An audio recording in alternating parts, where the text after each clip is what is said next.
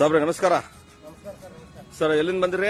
ನಾವು ಬಾಗಲಕೋಟೆ ಜಿಲ್ಲಾ ರೀ, ಬಾಗಲಕೋಟೆ ತಾಲೂಕು ಮುರ್ನಾಳದಿಂದ ಬಂದೇವ್ರಿ. ಮುಧೋಳ ತಾಲೂಕು. ಸರ್ ಇದು ನೀವು ತಗೊಂಡ್ರ ಟ್ರಾಲಿ ಯಾವ ಟ್ರಾಲಿ ಆರ್ಡರ್ ಮಾಡ್ರಿ ಸರ್? ಎದು ಸಲ ತಗೊಂಡ್ರಿ ಇದು? ನಾವು ಬಿಸ್ನೆಸ್ ಮಾಡ್ತೇವ್ರಿ.